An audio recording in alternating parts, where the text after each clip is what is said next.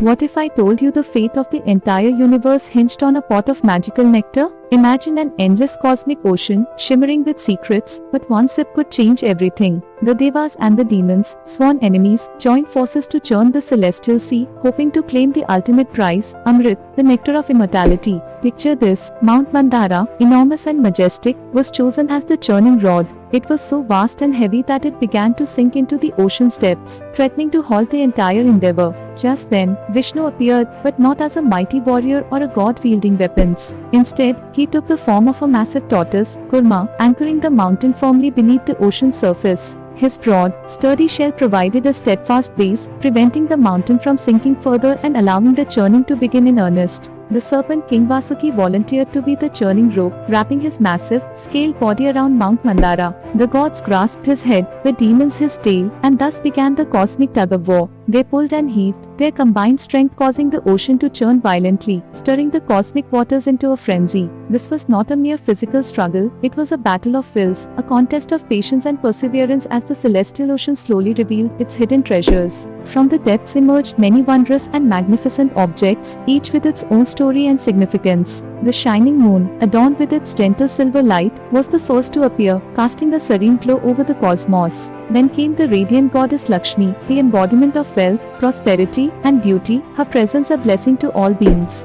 A divine horse galloped out next, symbolizing speed and power, followed by Kamdhenu, the wish-fulfilling cow whose blessings were coveted by gods and mortals alike. The churning continued relentlessly, and with each turn, more treasures surfaced: the celestial elephant Airavata, the divine Parijat tree whose blossoms never faded, and the deadly poison halahala, which Shiva courageously consumed to save the universe from destruction. The churning was not just about physical treasures but spiritual and cosmic significance, each item symbolizing an aspect of the universe's balance. Yet, despite all these marvels, the eyes of all were fixed on one prize: the nectar of immortality, Amrit. This divine elixir promised eternal life, the power to transcend death itself. Whoever possessed it would hold the ultimate advantage, tipping the cosmic scales in their favor. Then, in a moment charged with divine energy, Dhanvantari, the divine physician and an incarnation of Vishnu himself, rose from the ocean holding the pot of Amrit. The gods rejoiced, but the demons, stronger and faster, lunged forward and grabbed the pot first. It seemed victory was theirs, immortality within their grasp. The universe appeared doomed to fall under their shadow. But the greatest twist was yet to come. Vishnu vanished momentarily, his form dissolving into the cosmic ether.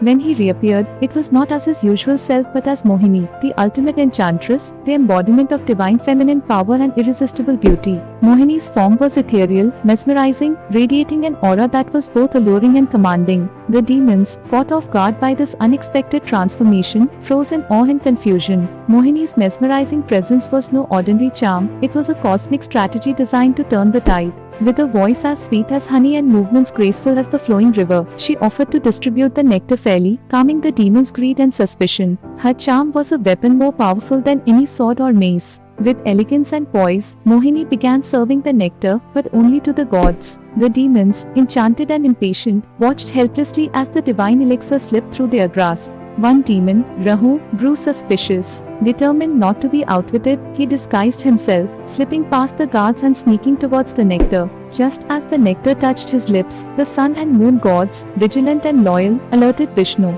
In a flash, his discus, the Sudarshana Chakra, whirled through the air and severed Rahu's head. Yet, the nectar had already made his head immortal. The severed, immortal head sparked an eternal chase across the sky. Rahu forever pursues the sun and moon, resulting in the eclipses we witness today. The demons were outwitted, the gods gained immortality, balance was restored, all because of one cosmic deception, one divine avatar who proved that true power lies not in brute strength, but in strategy and allure. Mohini's tale reminds us that wit and wisdom can triumph over force and greed. This is the story behind Mohini Ekadashi. When you fast on this day, you're not just observing ritual, you're connecting to a moment that saved the universe, a moment when courage, intelligence, and divine grace combined to protect cosmic order. But let's dive deeper. What does this story mean beyond mythology? It teaches us that in the face of overwhelming challenges, brute strength alone is insufficient. Sometimes, subtlety, empathy, and strategic thinking can change the course of history. Mohini embodies the power of transformation, the ability to adapt, to use charm and intelligence as tools to achieve justice and restore balance. Imagine the tension during that churning. The gods and demons, sworn enemies, forced to cooperate. It underscores a profound truth: sometimes, even adversaries must come together to achieve a higher goal. The nectar was more than a prize, it was a symbol of unity, a reminder that balance requires effort from all sides. The churning itself is rich with symbolism. The ocean represents the vast, unconscious mind, deep, mysterious, and full of potential. Mount Mandara is the steadfast resolve to explore that depth, while Vasuki, the serpent rope, signifies the energy that binds and pulls us through struggle. The treasures unearthed symbolize the rewards of perseverance and the multifaceted nature of existence: beauty, power, wealth, and knowledge.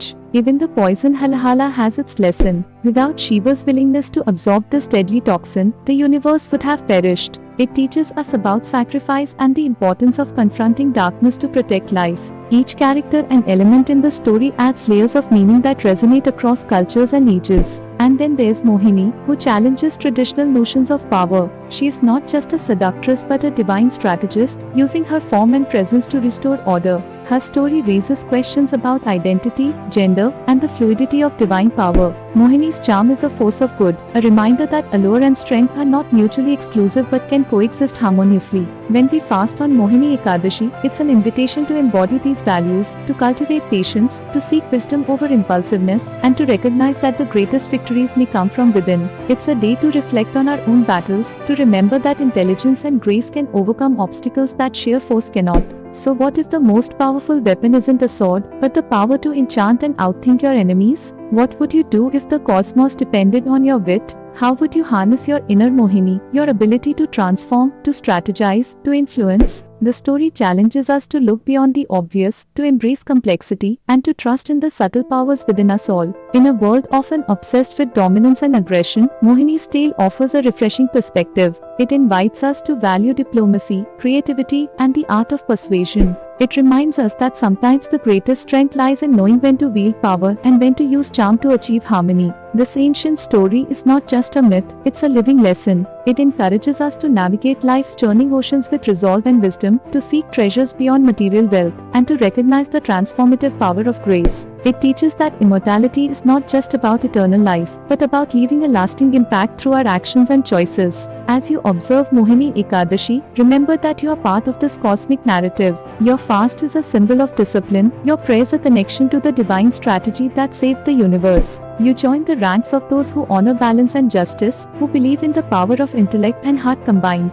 And so, the next time you face a challenge that seems insurmountable, recall the story of Mohini, the divine enchantress who outwitted demons and preserved cosmic order. Let it inspire you to look beyond brute force, to embrace your inner wisdom, and to remember that sometimes, the most magical nectar is the strength to change the world not by might, but by mind. This is not just a tale from the past, it is a beacon for the present and future. The universe's fate may hinge on a pot of nectar, but our own destinies depend on the choices we make, to act with courage, to think creatively, and to believe in the power of transformation. So, as you fast and reflect this Mohini Ekadashi, ask yourself, how will you wield your power? Will you choose the path of strength alone, or will you embrace the enchanting wisdom that can turn the tides of fate?